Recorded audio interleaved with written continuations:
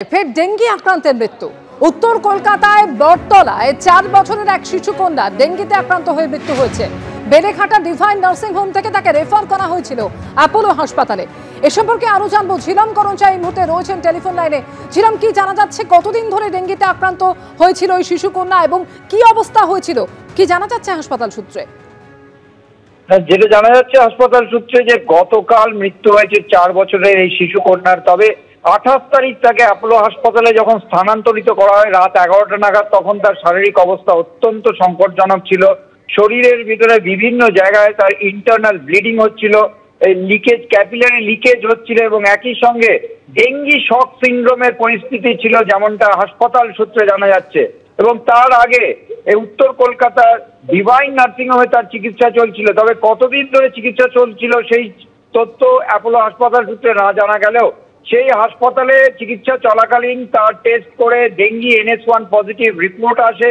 শারীরিক অবস্থার অবনতি হতে থাকে, ডেঙ্গি শক সিন্ড্রোমে চলে যাওয়ায় তাকে উন্নততর চিকিৎসার জন্য অ্যাপোলো হাসপাতালে নিয়ে আসা হয়। সেখানে শিশু বিশেষজ্ঞরা চিকিৎসা করেন, সব রকমের চেষ্টা করা হয়। তবে গতকাল দুপুরে তার মৃত্যু হয়। চিকিৎসকরা জানাচ্ছেন যে অ্যাপোলো হাসপাতালেও তার যখন পরীক্ষা করা হয়, রক্ত পরীক্ষায় যে অ্যান্টিবডি টেস্ট এবং IgG পরীক্ষা ইত্যাদি, সেগুলোতেও তার ডেঙ্গি সংক্রমণ নিশ্চিত করা গিয়েছে। এবং তাদের বক্তব্য যে অবস্থায় এই শিশুকন্যাকে নিয়ে আসা হয়েছিল তার শারীরিক অবস্থা অত্যন্ত সংকটজনক ছিল এবং ডেঙ্গি শক সিন্ড্রোমের কারণেই মৃত্যু হয়েছে বলেই তারা মনে করছেন। অর্থাৎ ডেঙ্গি আক্রান্ত হয়ে আরো এক শিশুর মৃত্যু হলো উত্তর কলকাতার বাসিন্দা 4 বছরের বয়সী এই অদৃশা পোদ্দার নামে এক শিশুকন্যা। ধন্যবাদ ছিলাম। এবং যেটা জানা যাচ্ছে যে 4 বছরের শিশুকন্যা কয়েকদিন ধরেই তার নানান রকম উপসর্গ ছিল, ডেঙ্গি আক্রান্তের মৃত্যু হলো। 4 বছরের ওই শিশুকন্যার মৃত্যু হয়েছে এবং জানা গিয়েছে কলকাতা পুরসভার ডেপুটি মেয়র অতীন ঘোষের ওয়ার্ডেরই বাসিন্দা ওই শিশুকন্যা। আমাদের প্রতিনিধি অর্ণব মুখোপাধ্যায় কি জানিয়েছেন শোনাবো আপনাদের। ফের ডেঙ্গিতে মৃত্যু শহরে। এদিন বটতলা থানার ঠিক উল্টো দিকে একটি 4 বছরের শিশুর মৃত্যু হয় ডেঙ্গিতে। যেটা জানা যাচ্ছে ওই বালিকার জ্বর হয়েছিল এবং তারপরে তার চিকিৎসা চলছিল, কিন্তু তার মৃত্যু হয়েছে এদিন। স্বাভাবিকভাবে এলাকায় রীতিমতো শোকের ছায়া। এবং এই যে ওয়ার্ড, এটা কলকাতা পুরসভার 11 নম্বর ওয়ার্ড পড়ে, মেয়র পরিষদ স্বাস্থ্য এবং ডেপুটি মেয়র অতীন ঘোষের এটা ওয়ার্ড পড়ে।